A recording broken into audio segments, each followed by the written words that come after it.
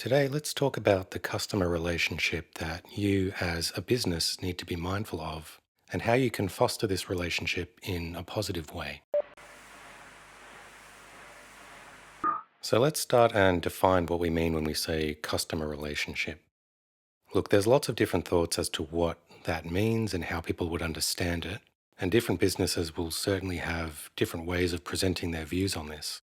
But I'm going to give you an example that I see many businesses use, even if it's only implicit and not explicit, and that is that the customer relationship is primarily transactional.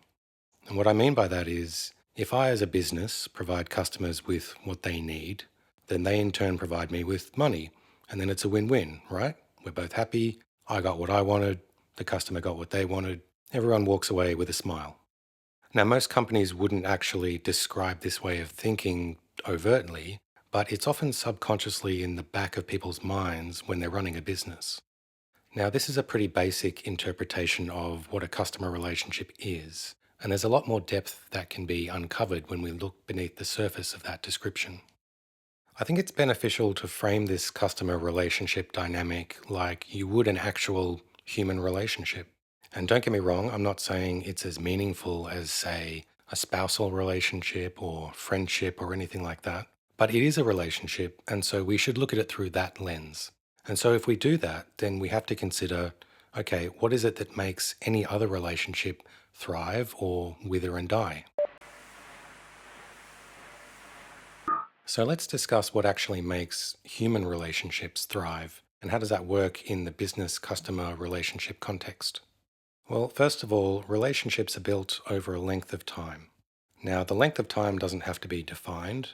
I mean, you could make a great friend in 5 minutes or you could make a great friend in 5 years. But regardless, there's a period of time that needs to be covered in order for this relationship to cultivate, grow, and then finally solidify itself.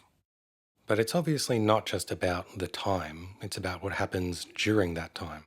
Now, over the course of a relationship, there will be a whole series of moments. And these are memorable points in time where things have happened that were either positive or negative, and they really stand out in someone's memory. And these moments culminate together to create a perception of that relationship within both parties. For example, if you have a toxic romantic relationship over time, you're going to think negatively of that relationship. Or if you have a friendship that's full of laughter and jokes and adventure, then you're going to think positively about that relationship. And in business terms, it's the same thing. The more positive moments you can contribute to this relationship, the better perception your customers will have of it over time. So, inversely, the more negative moments that a customer has in a relationship with your business, the worse their perception is going to be. And this is where it gets beyond just providing a product or service in exchange for money. It's about how you care for your customer throughout their time with you as a business. Let's say you have a customer that uses your product or service and all of a sudden encounters some kind of disruption. So to solve it, they go to your customer service support center for help, but they're incredibly frustrated at that experience. Well, in that case, you've damaged that relationship. On the flip side, if you take that same customer and that same disruption, and instead you provide them with a seamless support experience, they might actually think much higher of your business to the point where they want to tell others about how good an experience they had, even during that moment of disruption.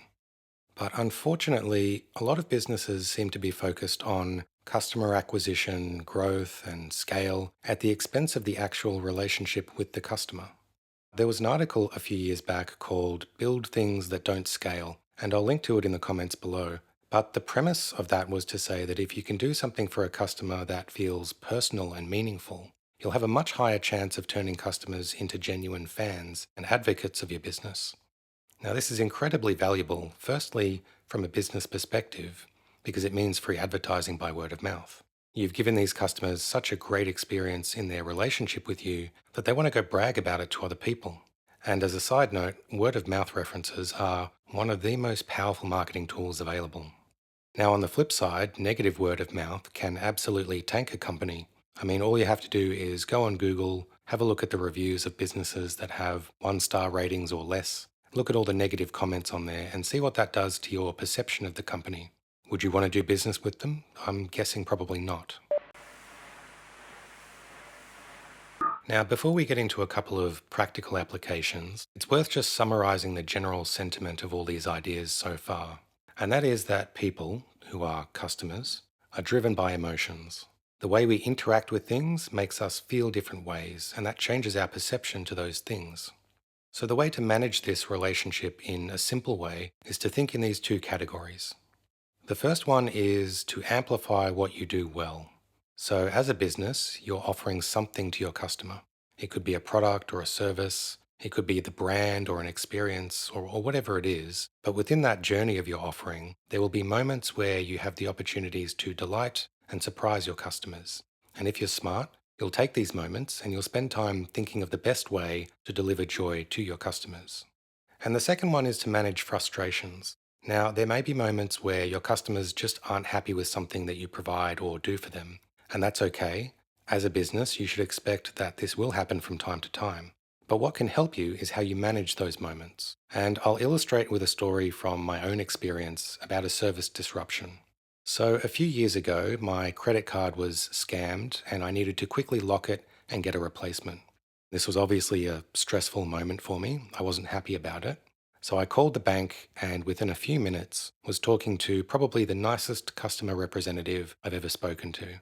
They obviously understood the distress I felt and within moments had started the process of resolving it. And because of the way that company handled that moment of frustration, my sentiments towards them improved leaps and bounds. And I even told a few friends about how pleasant an experience it was to fix that issue. So that's it for today.